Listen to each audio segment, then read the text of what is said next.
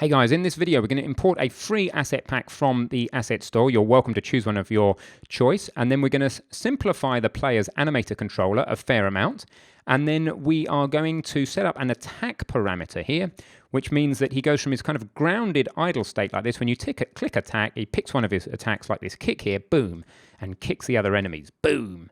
Okay, won't actually tie into the attacking of enemies just yet, but at least the animator will be ready to go. So I will see you in the video. A cool consequence of the way that we've set up these weapon scriptable objects is that the prefab can be anything. If you think about this Rod of Death prefab or the Hoe prefab, they have no behavior scripts on them. They are just really basic models, which is really cool because it means that when we import and update asset packs, the only thing that we're likely to have to change is the grip to change where in the hand this thing goes. Possibly we'll allow a feature for rescaling in the future. But that means that, for example, the Hoe doesn't have to be holding something that we consider to be a weapon. He could go and hold, well, a dungeon entrance. That would be ridiculous. But he could hold, have we got any barrels? Yeah, let's take a wine barrel prefab. Let's see what that does. We pop a wine barrel in as this weapon. Look, there you go. He's running around with a wine barrel. All we have to do is change the grip, and it would work fine. So now we can experiment with using anything, which is cool. So what we need to do next is get the animations for these weapons working. I'll just fix the dirty old Hoe.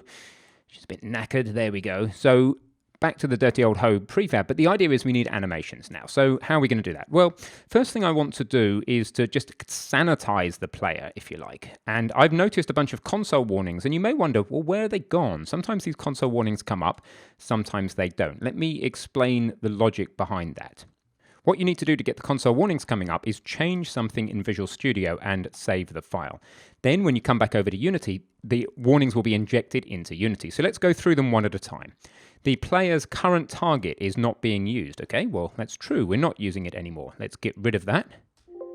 Bring the weapon in use up. So I've got rid of the current target on the player, and current target equals enemy there. That isn't being used because we changed the way that we did the targeting. Let's just check we can still deal damage to the person we want to. We can. Okay, so that's fine. All right, what's the next error? Well, unfortunately, to get the next error, now we have to make another change, any change, a bit of white space is fine, and then go back to Unity. It's worth just stripping these out. So the current destination is assigned but never used as well. Okay, that's true. We don't use current destination anymore, so we don't need it there. Fine. Okay, cool. Let's just check again that the player can still move around. That was fine. And I actually remember the last one. It was about is in direct mode. I'm going to leave this one because this is to do with mouse control and the difference between mouse and direct movement, and we're going to be dealing with that later. Cool. All right, so that's fine. I just had a tidy up of the warnings, and that's how you get to them if you need to.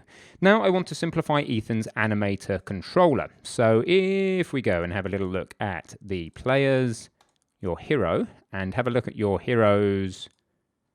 Actually, yeah, just look at the hero, basically. The point is that we need to go to the animator for the hero. So somehow you need to select the hero and make sure that it's the hero's animator you're bringing up. Now, I don't know where you got your hero from, whether you're using ours or whether you've built it up or bought it in from an asset pack.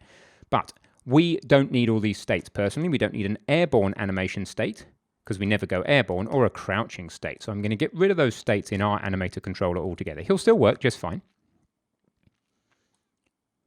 Okay, that's cool. And the other things that we're not going to need is a whole bunch of these animator parameters that Ethan uses. But we need to remove those if we're going to remove them a little bit carefully because, look, they're being used for keeping track of which leg he would jump off if he jumped now, etc. So I'm going to keep the jump legs for now, but I think I'm just going to focus on removing the crouch and the on ground. So let's delete crouch. Now, if we try playing now, there's a good chance we'll get an error. Parameter crouch doesn't exist. You see that? And that's causing things a real problem.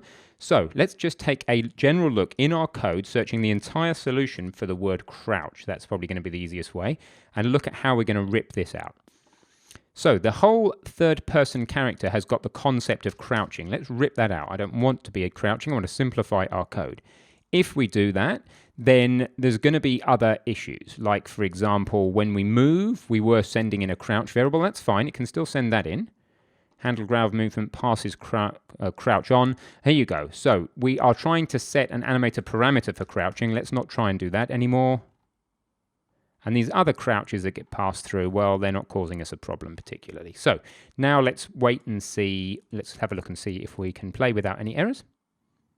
Problem is I haven't saved the third person character, so let's just carry on and see how we get on now.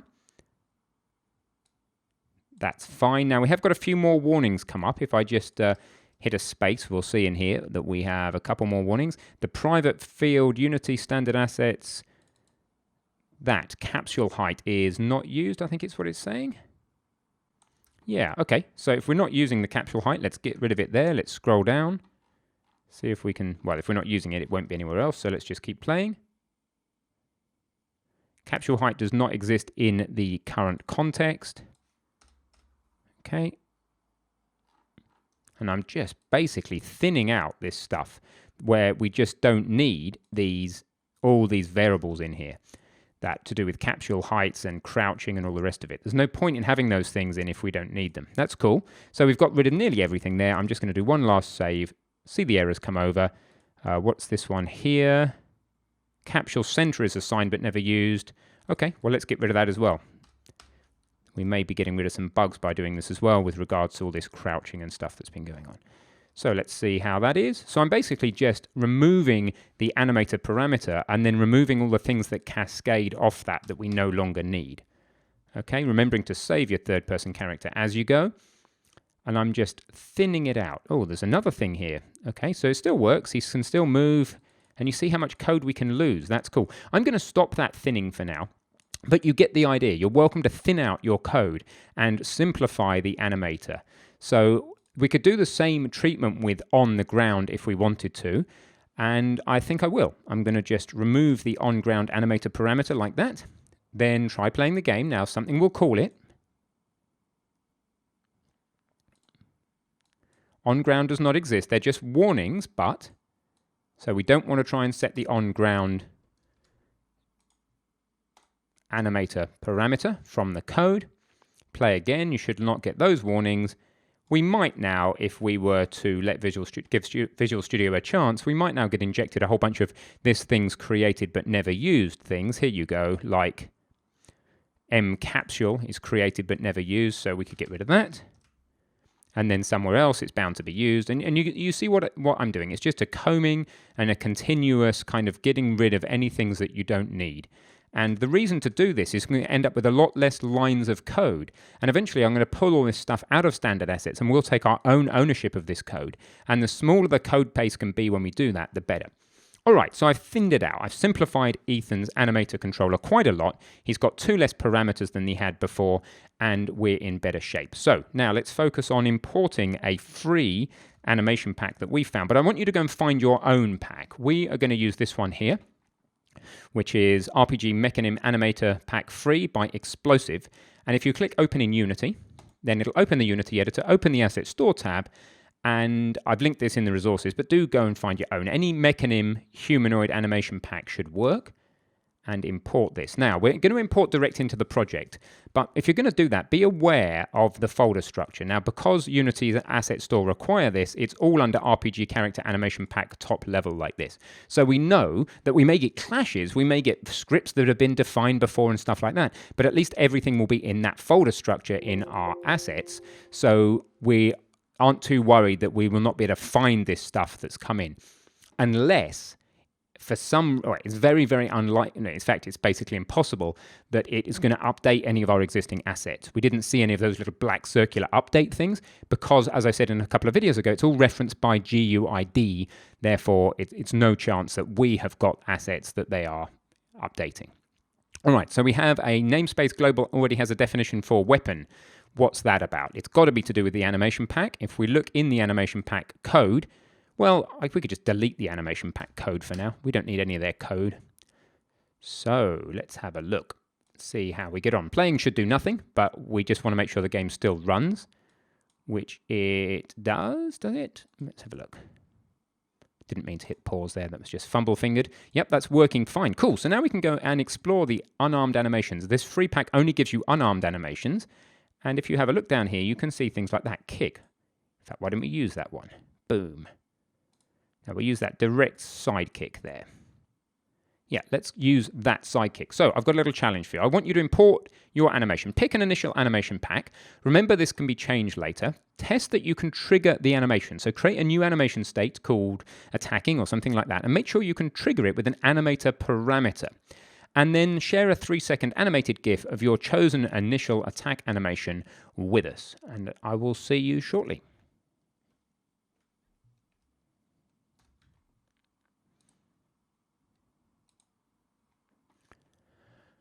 Okay, welcome back. So let's make sure we're looking at the player's animator here. I'm going to make myself a new state called attacking, or just attack. That's fine. I'm going to choose the animation clip as this kick. I think it was the L1 kick. It doesn't really matter. The point is this is going to be switched out in code anyway because we're going to let the animation depend on the weapon, right? But we need to make a transition from grounded to attacking based on a new trigger parameter. Triggers are for things that happen and then kind of unhappen themselves, like a kick. We can call this trigger attack, and we can make the transition condition to be down here. So I'm clicking on the transition between the grounded state and the attack state. Now, by the way, if you're like, what on earth are you talking about? You suddenly dived into the animator and I've never seen any of this before. I'm considering this as part of the prerequisites for the course. This would be covered pretty well in Glitch Garden of the Complete Unity Developer, for example. So do dive over there and brush up on your animations if you don't know what I'm talking about. But I've just created a simple empty state with this unarmed attack motion clip in it. And then I'm saying, okay, I want to know what happens, how this transition happens. So that's a preview of our player. You see how the animation is retargeted to our initial model farmer boy. That's pretty cool. So we want to say that the condition for this transition is that the attack trigger happens and that we don't have an exit time. Let me show you what the difference is with this exit time. If we don't tick has exit time, then when you put the attack trigger on, it could be a while before it happens. But before we need to solve that, we have a player animation event hit has no receiver. So this animation pack, it looks like, has come baked in inside that animation with an event, an animation event that is saying, at this particular point in the animation cycle, I am going to send an animation event into code. So let's just go and get rid of that for now. We need to find the unarmed attack. So we've this kick one here. And if you scroll down in the kick one or the unarmed attack, whatever, you may be in a different animation pack, right? But if you look inside your whatever animation you've got, down towards the bottom of the animations tab, you've got events. And I've got here a kick event sitting right there, or hit event. I'm just going to delete the animation event, apply that change, and save everything. Now, let's have a look. Looking back at the animator, if I click attack, watch what happens. It doesn't attack until he finishes his current grounded cycle. Okay, and then he fails to go back. He just stands with his hands up. So if we make a transition back, then we're nearly there. What he does is he stands there. When I click on the attack preview button parameter there, when he's finished his grounded cycle, he kicks. That's nearly there. We just want this to happen without an exit time. We don't want to wait until grounded is finished playing before we run attack. So let's try this. I'll zoom in a little bit, put my player here, and just click attack. Boom, off he goes. And attack.